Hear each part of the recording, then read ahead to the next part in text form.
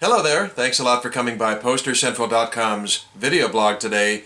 I'm Pete Howard. And boy, the summer of 1970, Led Zeppelin touring off their classic Led Zeppelin 2 album, of course, which of theirs wasn't a classic, and their Whole Lotta Love single. And they were in the midst of recording their great Led Zeppelin 3 album as well, so what a sweet time this ticket stub from Europe is. I just love this. Now this was part of a short four-city German tour at this point in 1970, following their appearance at their historic appearance at the Bath Festival in England before 150,000 fans. Wow. But this was certainly comparatively intimate with just about 6,000 fans packing into Berlin's Deutschland Hall. And this was the fourth and final stop of this short four-date German tour for the band. And before they actually went to the studio, and finished recording Led Zeppelin 3, and then starting a month-long tour of America to promote the new album. So you've got a really nice large ticket stub here. I just love this. In fact, the term stub is sort of out of place with this, isn't it? I mean, stub is more like the portion that was pulled off, not the fan kept. Stub we use to this day is sort of a euphemism for used ticket. But as you can see, this is anything but a stub. The stub did refer to the portion that's torn off and kept by the venue in this case, thankfully for us collectors. So we have this nice large thing to retain. I mean, the term stub is as old as tickets themselves, right? They go way back, who knows how many decades or whatever. And in the old days, all you needed was a little end piece that told you your row and seat number and section. Certainly didn't need to know the name of the act you were entering the hall to see, or the date, or the venue, or anything. But, giving fans this large stub like this is not a new concept in 1970 by any means. You might recall the 1966 Beatles San Francisco Candlestick Park ticket. Boy, that was a beautiful, huge stub with their photographs and names on it. And the portion the venue retained, Candlestick, was just this little end piece with an executive signature on it. And that was still the 60s, though. I mean, heck, let's go back to the 1940s. Take a look at this great example of a beautiful ticket and stub. Isn't this something else? The King Cole Trio, starring, of course, Nat King Cole. And this is, of course, a blown-up, just image of it. The ticket was not this big. It was big, but not this big.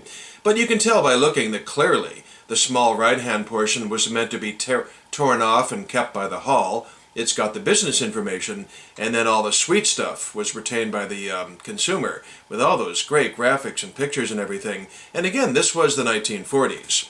But anyway, I digress quite a bit. This is a Led Zeppelin video blog, not a ticket tutorial.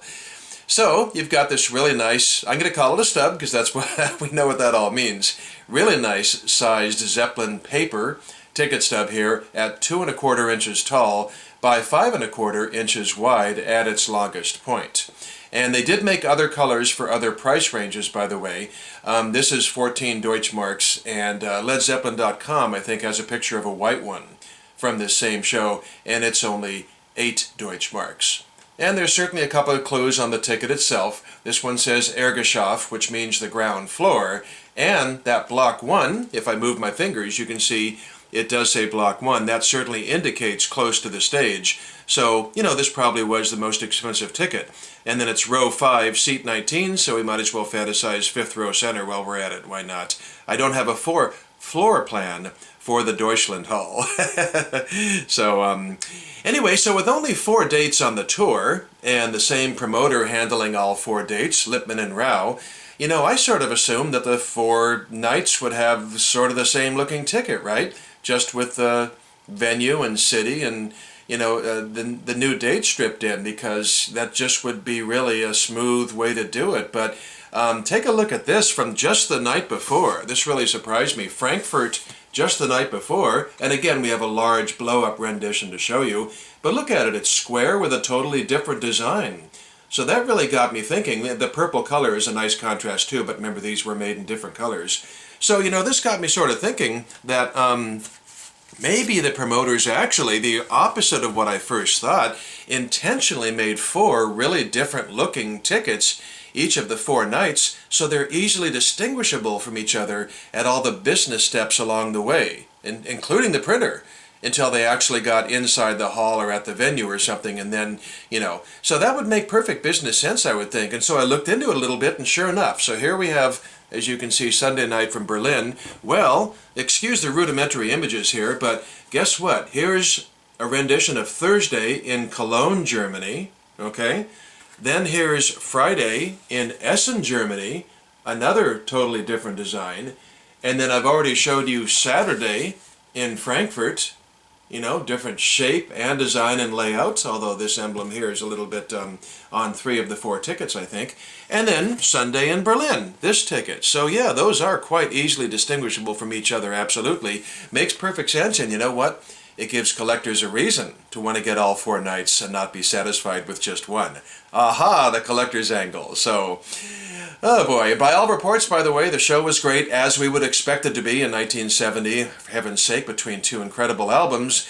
And word has it, eyewitness reports said that even the hardened Berlin police were tapping their feet in enjoyment. So, great ticket stub. Excuse the expression stub. Let's just say great Zeppelin ticket from 1970 on the LZ2 tour.